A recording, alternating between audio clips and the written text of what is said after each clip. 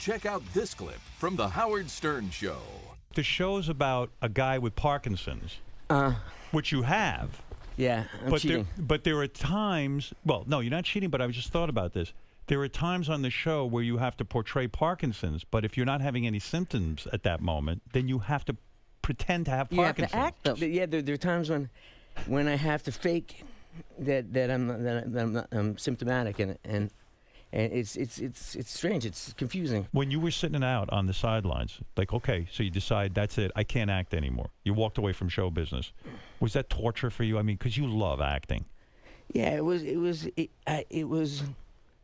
It felt kind of like it just felt helpless. It just felt unfair in a way, but I don't know. It's hard to explain. Did you go into therapy right away? I'm talking about psychotherapy. A couple years later, I did. You waited a couple of years. My first reaction to it was to start drinking heavily. Did you? I started. What's heavily? Well, I mean, I used to drink to party, but then I was drinking alone and just drinking to just not be. Every day? Every day. So you were self-medicating? Yeah. And so then once I did that, then it was about a year of like a knife fight in a closet where I just didn't have my tools to deal with it. But then after that, then I went to therapy, and it all started to get really clear to me. What did you learn in therapy? Like, how did it get cleared? Like, hey, this isn't a death sentence and I can have a life? And it's just one, just take one day at a time. And then things started to really turn the other way. Then it got my marriage got great, and my career. I started to.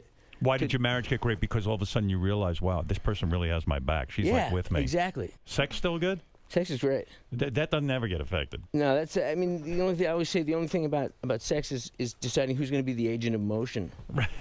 Yeah, who's moving faster. Yeah. When you got the job on Family Ties, it was sort of a miracle, right? Because Brandon Tartikoff, who was the head of the network, it was on NBC, right? Yeah. He said he didn't want you. You were too short. You didn't look right. This is what I heard. Yeah. That you didn't look right with the cast. He wanted Matthew Broderick, and Matthew wasn't available. That was the story of my life back then. Right. Brandon didn't want to hire me. He wanted to fire me after the pilot. Wow. And he said, I can't see this kid on a lunchbox. Wow. And so then later on, when after Back to the Future hit and stuff, I had a lunchbox made with my picture on it.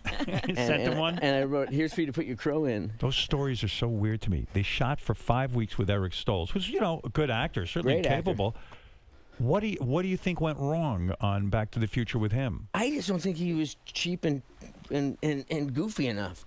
For more, check out SiriusXM Satellite Radio and Howard TV On Demand.